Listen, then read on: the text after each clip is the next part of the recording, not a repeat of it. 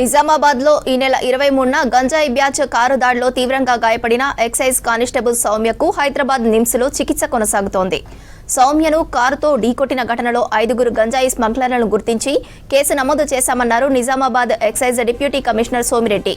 నిందితుల్లో 3 అదుపులో ఉండగా మరో 2 పరారీలో ఉన్నట్లు చెప్పారు. కారుకు అడ్డుగా నిల్చున్న సౌమ్యను చంపేందుకు నిందితులు 2 సార్లు కారుతో ఢీకొట్టారని చెప్పారు నిజామాబాద్ ఎక్సైజ్ ఇన్స్పెక్టర్ స్వప్న.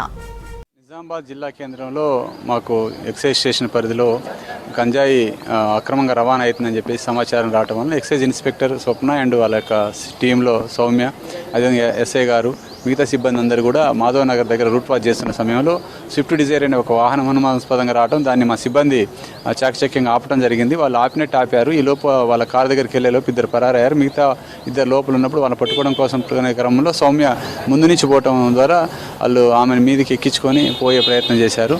అన్ఫార్చునేట్లీ వాళ్ళ వెహికల్ని ఆఫ్ చేసి మేము వాళ్ళని అరెస్ట్ చేయడం జరిగింది. అందులో గంజా కూడా సీజ్ చేసుకున్నాం. ఆమెను అప్పటికప్పుడే లోకల్లో ఉన్నటువంటి ప్రైవేటు హాస్పిటల్ తీసుకుపోయి అక్కడ వైద్యం చేయించాం. తీవ్రమైన రక్తస్రావం, ఇంటర్నల్ బ్లీడింగ్ జరిగింది. ఆమెను కాపాడడం కోసం 6 డాక్టర్లు 3 గంటలు కృషి చేసి ఆమె ఏదైతే ఇబ్బంది ఉందో కిడ్నీని తీసేయడం జరిగింది. అదేవిధంగా ప్లీహాన్ని కూడా తీసేయడం జరిగింది. అక్కడే ఇమీడియట్లీ మా యొక్క ఎక్సైజ్ మినిస్టర్ గారు యొక్క ఆదేశాల ప్రకారం కమిషనర్ గారితో మాట్లాడి అప్పటికప్పుడు ఇక్కడికి నిమ్స్కి షిఫ్ట్ చేయడం జరిగింది. గత 2 రోజుల నుంచి నిమ్స్లోనే ఉన్నది. నిన్నటికి ఈరోజు కొంత మెరుగైందని వైద్యులు చెబుతున్నారు. ఈరోజు ఉదయమే ఆరోగ్య శాఖ మంత్రి దామోదర రాజనరసింహ గారు కూడా విజిట్ చేయడం జరిగింది.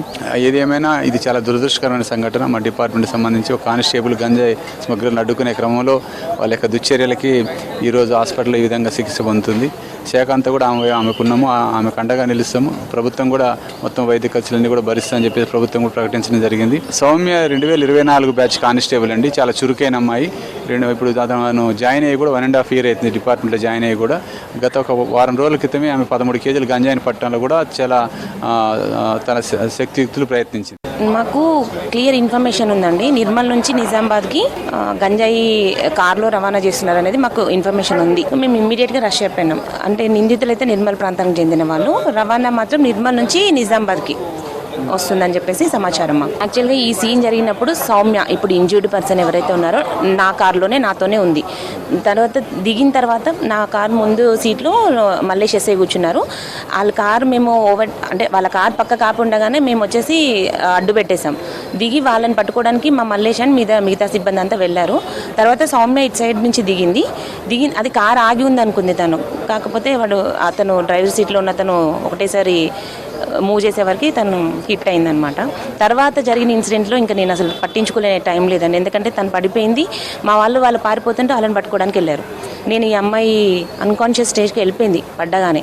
సో నేను ఆ అమ్మాయిని చూసుకునే సిచ్యువేషన్లోనే ఉండే. అంటే ఇలా కారు ఏం చేసిందంటే దిగగానే అతను సైడ్కి కొంచెం ప్లేస్ మాత్రమే ఉంది, అట్నుంచైనా తప్పించుకోవాలని ఆలోచిస్తారు కదండి.